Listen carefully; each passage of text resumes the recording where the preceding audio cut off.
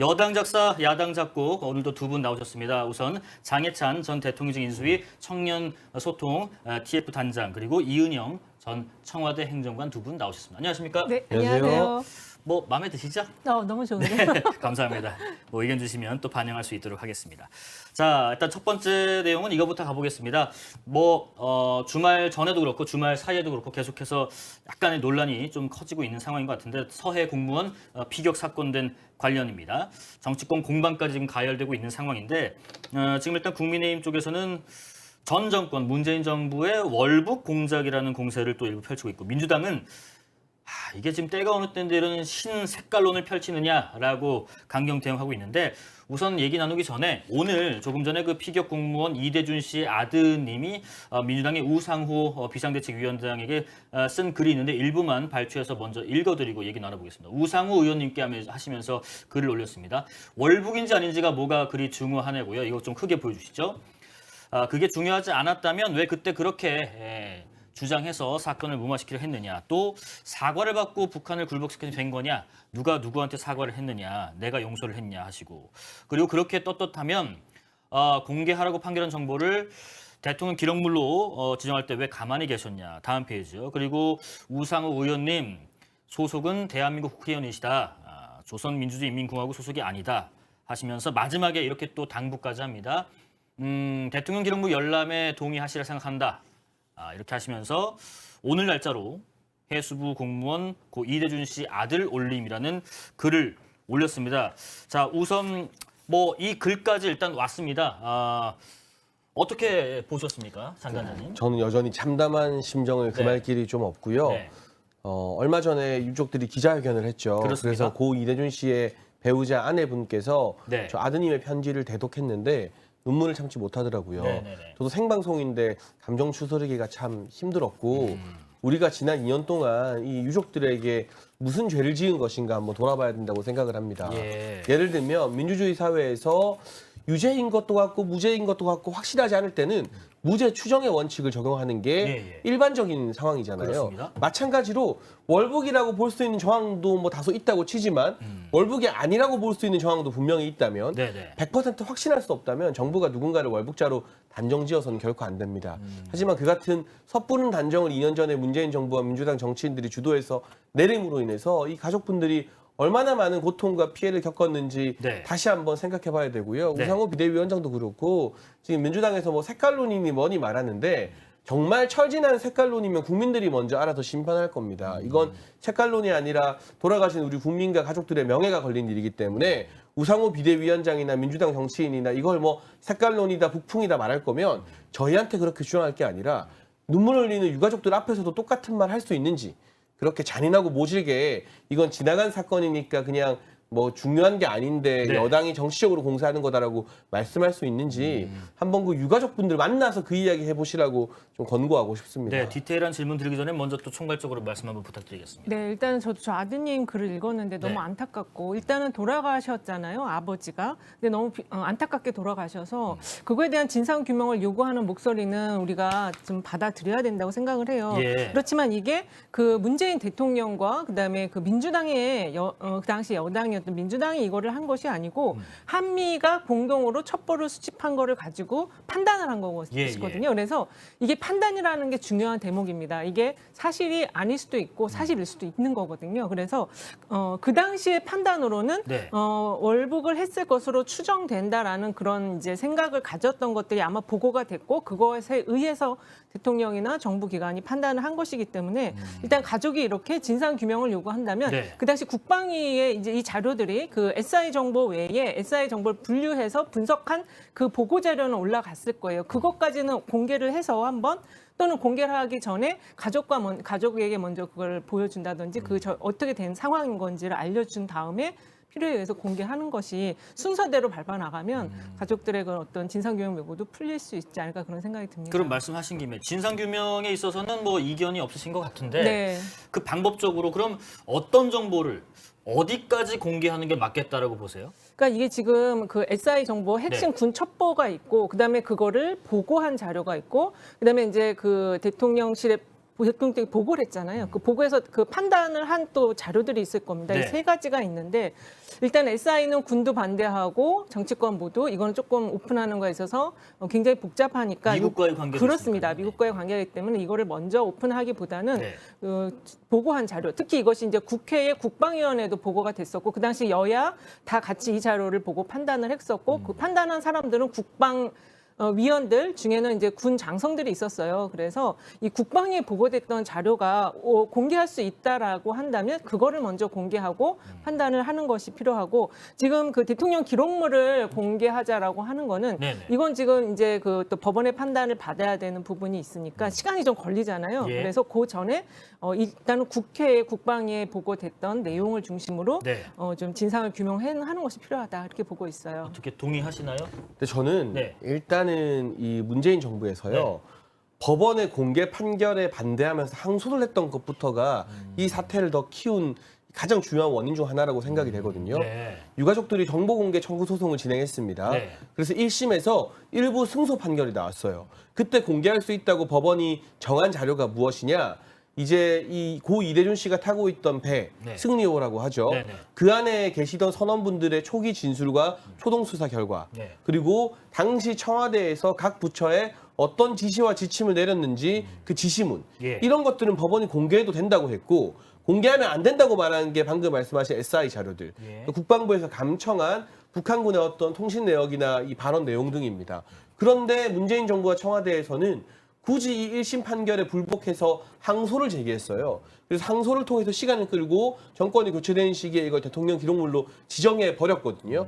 그러니까 어디까지 정보를 공개하느냐 이 부분과 별개로 윤석열 대통령실에서는 항소를 포기했기 때문에 법원 1심 판결에 근거한 정보들은 이제 차차 공개될 겁니다. 네네. 왜 항소를 내서 법원이 공개하라는 것도 공개 못하게 막았는지, 네. 그래서 국민과 유족들의 의심을 더 증폭시켰는지 예. 여기에 대해서는 당시 항소를 결정한 책임자가 있을 거잖아요. 예. 그게 서훈안보실장일 수도 있고 뭐 그 당시에 유영민 비서실장일 수도 있고 또 문재인 전 대통령일 수도 있어요. 대체 왜 항소를 했는지에 대해서 국민들 앞에 책임자가 나와서 해명하는 것이 순리라는 생각이 들고 네네. 일단 1차로 공개되는 자료들을 보고 진상규명이 확실해진다면 가장 다행스러운 일이겠습니다만 그렇지 않는다면 대통령 기록물 지적 해제까지 검토해봐야죠. 다만 이게 국가 보안에 영향을 끼친다면 이걸 열람하는 권한을 온 국민에게 주는 것이 아니라 네. 유가족과 네네. 여야가 동의한 뭐 정보위 간사들 정도만 들어가서 그 자료 열람하면 됩니다. 예. 그러면 국가 보안 자료나 우리 통신 자원이 노출될 우려가 별로 없어요. 그런 식으로라도 여야 합의를 통해서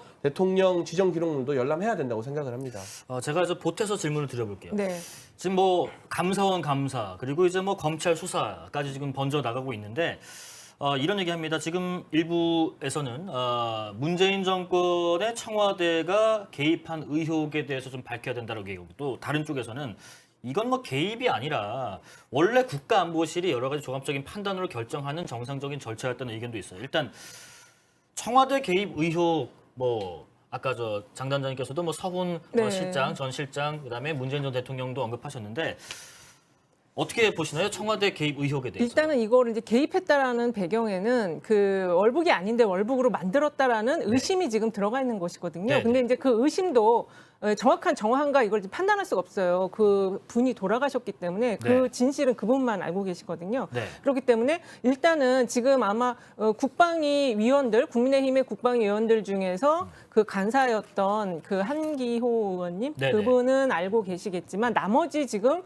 이 쟁점이 된 상황에 대해서 잘 모를 수도 있기 때문에 네. 일단은 지금 그 검찰 수사로 먼저 들어가기 전에 아까 장 평론가님께서 잘 그 방식이 여러 가지 있는 거를 얘기를 해주셨으니까 차분하게 차근차근 이 일단은 유가족의 어떤 진상 규명 요구를 풀어줄 수 있는 내용들을 좀 접근을 할 필요가 있고 지금 문제는 자꾸 이걸 월북 공작이라고 지금 말을 하고 있는 것이거든요. 네네. 지금 그 이 의혹 자체도 이 월북이 아닌데 월북으로 만들었다는 의혹도 사실은 아닙니다. 이거를 아무도 동의할 수도 없고 이거는 정말 굉장히 오랜 시간에 걸쳐서 이게 진실을 파악할 수밖에 없는 사건일 수도 있어요. 그렇기 때문에 이걸 자꾸 정치 쟁점화하는 것은 굉장히 이 지금 임기 초에 벌써 남북 관계도 안 좋고 여러 가지 경제도 안 좋은데 임기 초에 지금 굉장히 커다란 또 하나의 사건을 끌어안고 가면서 정쟁화시키는 그런 흐름이 될 수 있다. 요거는 좀 피해야 되지 않을까 그런 생각이 들고 지금 민주당에서도 일단은 그 그 여당 쪽에서 너무 강하게 대응을 하니까 네. 지금 강하게 맞대응을 한 것으로 보이지만 차분하게 절차를 찾자고 하면 그 방안을 같이 찾을 수 있는 정도의 그런 입장은 되어 있는 것 같거든요. 네. 그러니까는 차분하게 이걸 접근할 필요가 있다. 예. 그러면은 제가 저번에 그 당일 발표하는 날에 그 이래진 형님 되시는 분하고 인터뷰를 네네. 했었는데 네네. 행정님께도 한번 여쭤볼게요. 그러면은 2년 전에는 이게 월북이라고 네. 그냥 2년 만에 이렇게 완전 손바닥 뒤집듯이 바뀐 의도는 있다고 보세요? 그러니까 그거에 대해서 네. 일단 이게 해경이 먼저 판단을 한 네. 것이잖아요. 그리고 그 이제 해경 당시에 담당자가 퇴역을 앞둔 분이셨는데 그분이 이제 입장을 바꿨는데 네, 네. 왜 그렇게 판단을 한 것인지 왜냐하면 이제 저희가 직접 보지 않은 것과 관련해서 들은 것과 그다음에 본 것, 직접 보지 않은 것은 거의 들은 것 네네. 또는 이제 지금 이 SI 자료를 통해서 판단한 걸 가지고 판단한 SI 자료를 가지고 판단하기 때문에 네네. 오류가 분명히 있을 수 있어요. 그러니까 그 당시와 지금의 그 당시에는 발견하지 못했던 거를 가지고 판단했을 수도 있기 때문에 지금은 그런 걸 한번 다시 들여다보자. 시간이 좀 지났으니까 조금 더 우리가 그때 놓쳤던 부분들을 찾아낼 수도 있다라는 네. 생각이 드는 거거든요. 네, 네. 저는 놓쳤다기보다는 의도적으로 감췄다고 생각을 합니다. 2년 전에. 예를 들면 네, 네. 지금 공개된 초동 수사와 그 당시 선원들의 진술을 보게 되면 네, 네. 2년 전에는 드러나지 않았던 것들이 많이 알려졌어요. 예를 들면 이 고 이대준 씨가 방수복을 챙기지 않았다는 거. 이분은 바다에 대해서 아주 잘 아는 어업관리 공무원이었습니다. 방수복과 구명조끼는 다르잖아요. 네, 그렇죠. 그런데 이 정도 이제 수온일 때 방수복을 착용하지 않으면 3, 4시간 뒤에 저체온증이 걸린다는 걸 누구보다 잘 알고 있었고 그래서 방수복의 중요성을 다른 공무원들이나 어부들에게 강의도 해주는 분이었어요. 그런데 이분이 정말 계획적으로 월북할 생각이었다면 방수복을 당연히 안에 챙겨 입었겠죠. 방수복 집에 놔두고 있었습니다. 네. 그런 진술이 2년 전에 나왔지만 공개가 안 됐어요. 만약 그 당시에 이 내용을 정부가 공개해줬다면 월북이라고 단정할 수 있었겠습니까? 더 많은 반대 의견이 나왔겠죠. 네네. 그리고 뭐 슬리퍼를 가지런히 놓았다고 하는데 같이 배를 탄 선원들의 진술에 의하면 고 이대준 씨가 운동화 신고 있었다고 합니다. 그러니까 그 슬리퍼가 이대준 씨께 아니었을 수도 있는 거죠. 이런 여러 가지 월북 정황과 정반대로 대치되는 월북하지 않았을 정황에 대한 선원들의 진술이나 조사 자료 등이 2년 전에도 이미 다 있었어요. 근데 2년 전에 이런 건 공개가 안 됐잖아요. 네. 그러니까 선택적으로 월북이라고 보기 좋을 만한 것들만 공개가 되고 월북이 아니라고 단정할 수 있는 방수복이나 운동화 이런 단서 등은 공개가 안 되었기 때문에 이건 누군가 의도를 가지고 결과를 월북에 맞춰놓고 그에 맞는 유리한 정황들만 공개한 것이 아닌가. 그렇기 때문에 지금 유가족들 같은 경우는 서훈 안보실장에 대한 고소 절차까지 들어간다는 거 아니겠습니까? 네. 그리고 최근에 이제 국방부나 해경 관계자들의 양심 고백이 잇따르고 있는데 청와대 안보실로부터 또는 민정수석실로부터 발표에 대해서 아주 강한 제재를 받았다. 이런 이야기들이 계속 본물처럼 터져 나오고 있기 때문에 네. 저는 감사원 감사 그리고 국회 차원의 진상 규명과 별개로 필요하다면 특검까지 도입해서 뭐 특검이라는 게 꼭 네. 국회 동의가 필요한 특검만 있는 게 아니에요. 법무부 장관이 이 일반적으로 발의할 수 있는 특검이 있습니다. 예. 또는 특별수사단도 있고요.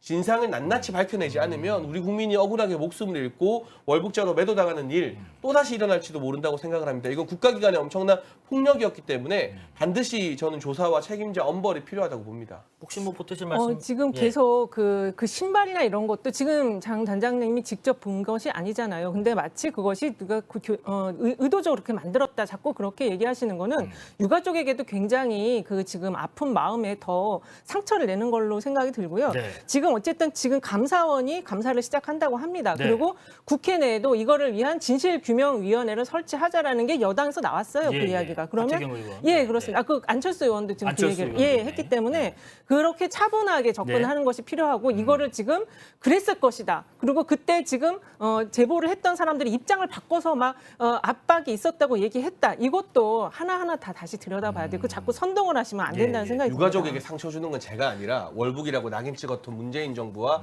민주당 정치인들 그 지금 그리고 이제 감사원 이거 민생이 찾아보면 중요하니까 별거 되죠. 아니라고 하는 네. 우상호 비대위원장 같은 사람들이 유가족 가슴에 대못을 받고 있는 거죠. 혹시 그 문재인 네. 전 대통령이 관련해서 좀 네네. 입장을 좀 내시는 게 좋겠다고 보세요? 아니면 그건 좀 지나치다고 보세요? 일단은 이게 저희도 어떻게 보고가 됐는지 예, 예. 알 수가 없잖아요. 예, 예. 일단은 그래서 이 감사원 감사라든지 이런 걸 좀 지켜보고 네. 그리고 나서 필요하다면 아마 대통령께서도 전직 대통령인데 입장을 내실 수도 있을 거예요. 그런데 지금 이 상황에서 정리가 안 된 상황에서 입장을 낸다라는 거는 지금 그야말로 또 전현직 권력 다툼 내지는 권력 충돌로 이어질 수가 있기 때문에 좀 조심스러운 입장을 취하고 있는 것이겠죠. 결과를 좀 보고 나서 그렇죠. 문재인 전 대통령이 입장을 내는 게 좋겠다. 입장 안 내실 겁니다. 안 내실 거예요. 재임 중에도 불리한 이슈에는 입장을 한 번도 내신 적이 없는 분이기 때문에 네. 이번에도 입장 안 내고 이제 소탈한 사진 인스타그램에 많이 올리고 예. 계신데요. 네. 뭐 일단은 그게 잊혀지고 싶은 분의 SNS가 맞는지는 차치하고 입장을 안 내실 게 뻔하지만 내시는 게 옳은 방향이다. 네. 본인이 그 당시 청와대를 책임졌던 또 우리 국민들의 생명과 안전을 책임졌던 대통령으로서 왜 이렇게 석연치 않은 결과가 나오고 유가족들이 아직까지 눈물을 흘리고 힘들어하는지에 대해서 네. 밝히시는 게 마땅한 처사라고 생각합니다. 알겠습니다. 극초음성님 추측성으로 판단하지 않았으면 좋겠다고 하시고 청풍명월님은 장해찬이십니다. 장해찬 올소라고 올려주시고 의견들이 있습니다. 다음 주제로 넘어가 보겠습니다. 다음 주에도 계속해서 의견 올려주세요.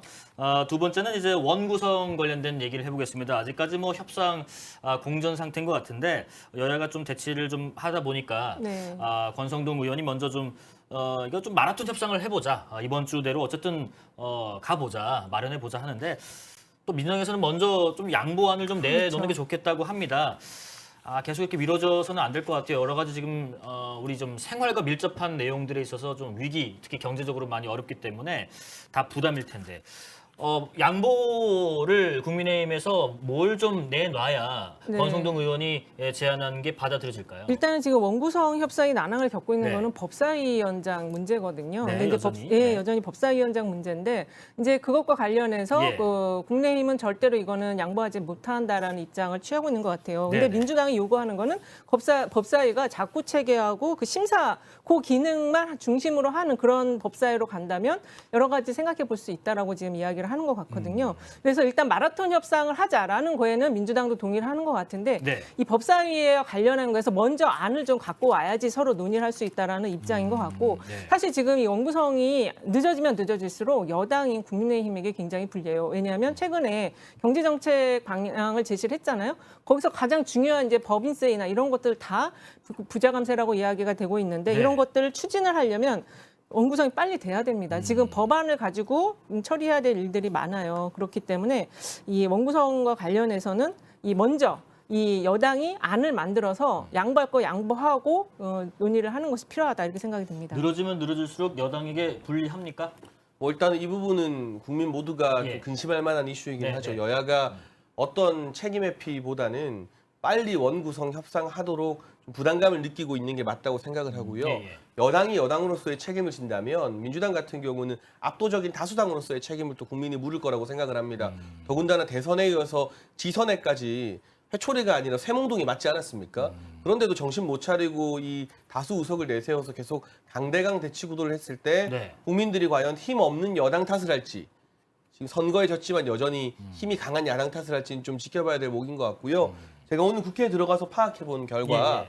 민주당도 법사위원장을 내줄 생각을 하고 있는 것 같아요. 그래요? 이게 본인들이 약속을 한 부분이기 때문에. 다만 법사위원장을 양보하는 대가로 알짜 상임위를 받고 싶은 의지가 좀 있는 것 같거든요. 예를 들면요. 어떤 뭐 국토위라든가 이런 의원들에게 인기가 높은. 예. 그런데 국민의힘 입장에서는 아니 법사위는 우리가 원래 받기로 약속돼 있는 거고 당연한 건데 이거 받는다고 알짜 상임위까지 내어줄 수는 없다라는 입장이기 때문에 결과적으로 법사위를 내주느냐 마느냐가 저는 큰 쟁점은 안 된다고 보고 법사위를 국민의힘이 가져온다는 전제하에 상임위 배분에서 어느 정도 여야가 합의를 이루느냐 뭐 국토위와 같은 알짜 상임위가 누구에게 넘어가느냐 등등이 아마 협상의 주요한 포인트가 될 것으로 보여집니다. 그럼 민주당 지금 뭐 의장단 단독 선출까지 불사하자라는 의견과 그 법사위원장 자리 이렇게 좀 국민의힘 쪽에 넘겨주자라는 의견과 뭐 기타 3번 의견과 어떤 선택을 할 거라고 보세요? 일단은 민주당 입장에서는 국내임이 어떤 안을 이제 만들어서 테이블에 올려놓느냐가 가장 중요할 것이고요. 역시 상대의 방향에 따라서 움직일 것 같아요. 그리고 지금 말씀하신 것처럼 예. 법사위원장과 관련해서 조금 유연한 지금 자세를 보이려고 하는 것 같은데 네. 지금 말씀하시는 과정에서도 알짜 상임위를 가져가려고 지금까지 원구성을 안 하고 있다. 이렇게 지금 자꾸 또 추측성의 이야기를 하시면 안 된다. 그렇게 다 들어갔다 오셨다고 하던데. 근데 민주당이 그거 알짜 상임위 얻으려고 지금까지 안 하는 게 아니고 네. 여러 가지 쟁점이 많았고 그리고 지금 중요한 거는 또 청문회도 있습니다. 이 알짜 상임위가 중요한 게 아니고 이 청문회 이 지금 보건복지부 장관하고 교육부 장관 이게 지금 너무 심각해요. 이거 지금 청문회를 하기 시작하면은 다시 사퇴를 시키고 다시 새로운 사람을 올려라라는 얘기가 나올 수도 있는 상황이거든요. 그래서 서로를 자극하는 말을 지금 할 필요는 없고 네. 빨리 원구성을 해야지 국민과 서민을 위해서 빨리 원구성을 하는 것에 모든 책임은 여당이다. 이제는 저는 그걸 말하고 싶습니다. 민주당 그리고 국민의힘 어떤 선택을 할 거라고 보십니까? 뭐 일단은 빨리 좀 원구성했으면 좋겠어요. 예, 그래서 예. 의장단 선출이나 상임위가 다뤄야 될 이슈들 또 예산안 만드는 과정에서 지금 더 아우성이거든요. 지역 같은 경우나 부처에서 상임위가 있어야 거길 중심으로 해서 예산안을 짤 수 있는데 네네. 일을 안 하고 있는 거기 때문에 사실상 국회의원도 월급 받을 자격이 별로 없는 거죠. 원구성이 안 돼 있으면. 네. 이 부분에 대해서는 여당도 나름대로 양보할 건 양보하고요. 야당도 억지 부리지 말고 자신들이 이제 합의했던 것들.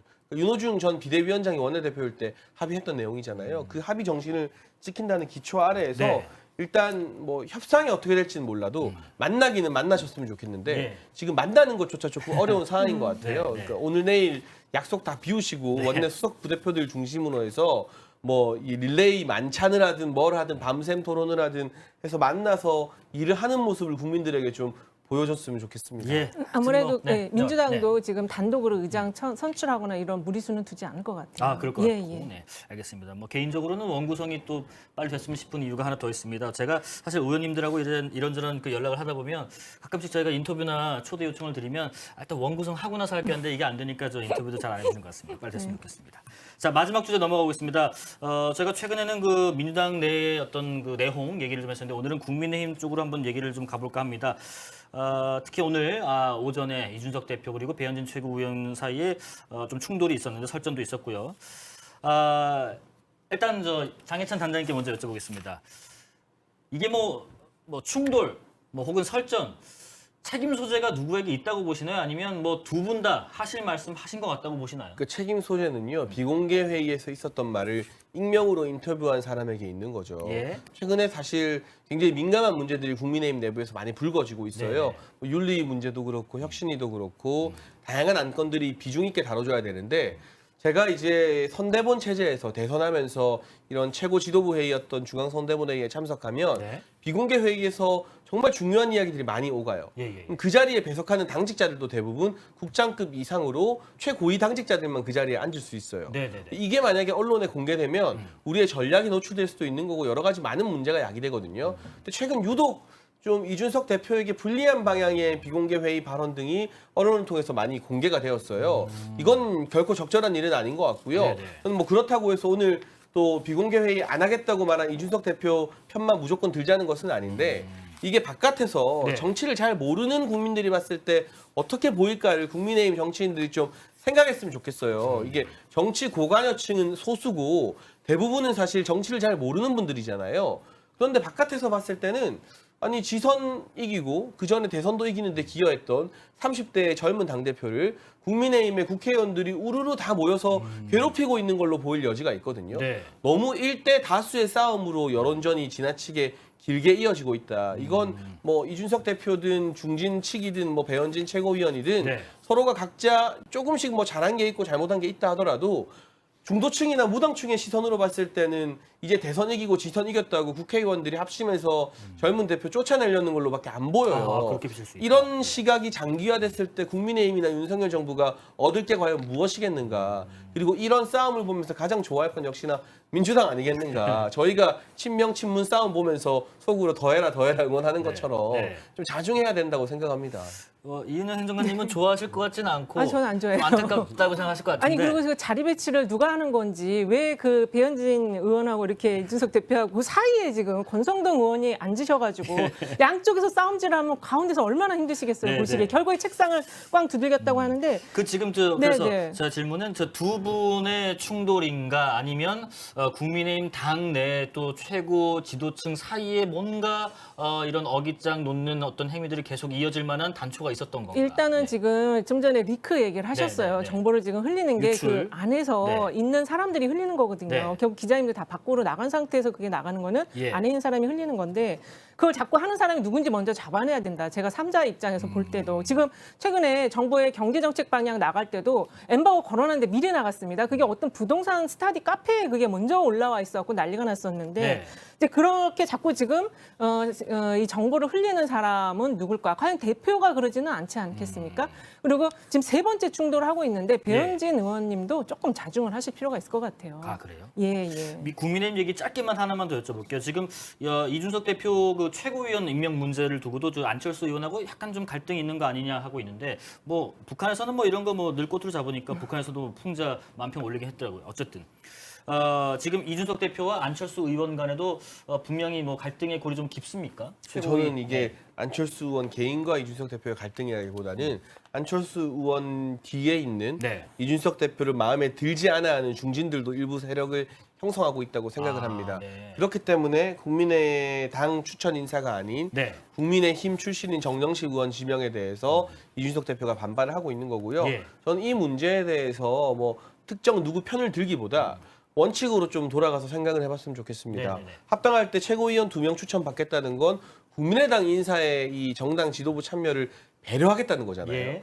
그렇다면 이 두 사람 다 국민의당에서 활동했던 분이 오는 게 원칙적으로 맞는 거예요. 그게 누구한테 유리하고 불리할지 떠나서. 또 국민의당 사람 안철수 대표가 다시 추천하면 그 사람이 이준석 대표 더 싫어할 수도 있어요. 네네네. 더 발목 잡을 가능성도 크죠. 그러나 원칙적으로 합의 정신의 기초가 국민의당 출신 배려라면 국민의당 두 사람을 선임하는 것이 맞는 것 같고 예. 정당 간의 합당 과정에서 국민의당의 추천을 받기로 했어요. 네네. 최고위원 2명, 뭐 대변인 1명, 부대변인 3명, 여의도연구원 부원장 2명, 홍보본부장 1명. 굉장히 많은 몫을 국민의당에 배려해줬습니다. 네네. 그런데 그렇다고 해서 국민의당이 누구를 추천한다 한들 국민의힘 지도부가 아무런 반대 권한 없이 오케이 해야 되는 건 아니에요. 정당이 어떻게 그렇게 돌아갑니까? 그렇습니다. 말이 안 되는 거잖아요. 예. 나름의 자격 기준이나 정무적인 판단을 거쳐야 되죠. 그래서 이 부분은 마냥 안철수 대표 측에서 거짓말할 문제는 아닌 것 같다. 원칙으로 돌아가서 네. 국민의당에도 훌륭한 분들 참 많을 거잖아요. 더 훌륭한, 더 문제가 되지 않는 시비의 여지가 없는 분을 다시 추천하면 이준석 대표도 더 이상 반발할 명분이 없어지고 네. 자연스럽게 해결되지 않을까 싶습니다. 상대적이지만 짧게 훈수를 말씀하신다면요. 일단은 합당을 했으니까 합당한 약속이 분명히 있었을 거예요. 예. 근데 지금 정부 구성하는 데 있어서 그 약속이 하나도 안 지켜졌기 때문에 당내에 그 최고위직을 나누는 거는 좀 지켜줘야 된다. 그런 네. 생각이 듭니다. 짧게 민주당 얘기 마무리하고 끝내겠습니다. 지금 전당대회 룰 마련하는 걸 앞두고 좀 신경전이 있는 것 같은데 요것만 여쭤볼게요. 네. 이재명 의원 당대표 출마 결심 굳혔다고 보시나요? 굳힐 거라 보시나요? 아니면 안 나올 거라 보시나요? 오늘 기사들 보더라도 지금 네. 거의 나오는 것으로 나오는 굳혀지는 게 거의 한 80% 이상 네네. 되지 않을까. 네. 그리고 전준희가 지금 이제 인원이 다 구성이 됐더라고요. 그렇습니다. 위원들이 구성이 돼서 모든 계파가 합의할 수 있는 룰을 만들겠다라고 했으니까 이제 이재명 의원은 당대표에 도전하는 게 거의 기정사실화되어 있고 그리고 아마 나온다면은 될 가능성도 높아요. 더군다나 이렇게 모든 계파 합의할 수 있는 룰을 만든다면 더 될 가능성이 높다는 얘기거든요. 네. 왜냐하면 그 비율을 조정해서 5대5로 맞추겠다라는 네네. 얘기니까. 그러면 이제 남은 것은 이재명 의원이든 누구든 지금 이제 당대표 도전하는 사람들이 민주당의 개혁과 쇄신의 내용을 무엇으로 갖고 나올 것이냐 이게 가장 중요하다고 보고 있습니다. 이재명 의원 나오는 걸 환영하세요? 저희는 네. 나쁠 게 없죠. 나쁠 거 없다. 왜냐하면 민주당이 쇄신하거나 혁신하지 않는다는 뜻이니까요. 그러니까 이재명 체제로 총선까지 가고 네. 만약 총선에서도 어영부영 완패만 아니면 또 그 체제로 대선까지 간다는 것 같은데 얼마 전에 더미래연구소의 김기식 전 의원이 이런 말을 했죠. 어떤 말씀입니까? 국민의힘에서는 네. 다음 대선에서 40대 이준석, 50대 한동훈, 또 60대 초반에 오세훈과 원희룡이 경선에서 싸울 텐데 민주당이 과연 이재명 한 사람만 가지고 5년 내내 갔을 때 대선에서 경쟁력이 있겠느냐. 또 다른 주자 키워야 된다는 말을 했는데 저는 크게 공감했거든요. 이게 이회창 전 총재나 홍준표 전 대표의 전철을 밟는 것은 아닌가 하는 고민을 민주당 내부에서 치열하게 해야 된다고 생각하고 네. 이재명 의원 자체도 총선 공천권에 욕심내서 내 사람 많이 공천하겠다. 지금 이런 단기적인 목표를 바라볼 게 아니라 본인이 다음 대선에서 경쟁력을 갖기 위해서라도요. 당내 경선이 더 치열하고 풍부해져야 됩니다. 근데 지금 같은 구도에서는 이광재 의원이 이제 강원도지사 경선에서 탈락하면서 상처를 입었죠. 네. 뭐 딱히 이재명 의원의 대항마가 안 보여요. 이런 1인 독주 체제가 독이면 독이 됐지 득이 됐던 적이 한국 정치사에서 별로 없어요. 없었다. 그 부분은 이재명 의원 측에서도 심각하게 고민할 부분이라고 생각됩니다. 예. 짧게만 네, 덧붙일게요. 네. 지금 그 대선까지 아마 민주당에서도 생각하지 않을 거예요. 일단은 당대표가 돼서 총선까지 얼마나 개혁을 잘 할 것이냐. 그거와 관련해서는 국민의힘도 상당히 오랜 기간 선거마다 지면서 헤매던 시기가 있었고 결국 외부 인사를 영입해서 정권을 잡았잖아요. 오히려 그런 면에서 민주당이 조금 더 낫다라고 한다라는 거는 내부를 잘 아는 이재명이라는 사람이 나온다라는 거, 중심축이 있다라는 것과 함께 7구세가 움직이고 있으니까 아마 더 많은 사람들이 나올 겁니다. 그러면 네. 이제 당내의 어떤 활력을 만들면 또 그 오랜 헤매는 기간, 정권을 잡기 위한 오랫동안 헤매는 기간을 좀 줄일 수 있을 수도 있다. 이게 네. 좀 그렇게 봐야 될 것 같아요. 네, 두 분 말씀 워낙에 치여서 오늘 저희가 이 코너에서 채팅창 많이 못 읽었는데 저희가 다음 코너 때 읽어드리고요. 어쨌든 어떤 비전을 이재명 의원이 들고 나올지가 관건이다. 나쁠 것 없다 하는 의견이 있습니다. 지켜보겠습니다. 장해찬 단장, 이은영 행정관 같이 얘기 나눠봤습니다. 오늘 말씀 감사합니다. 네, 감사합니다. 고맙습니다.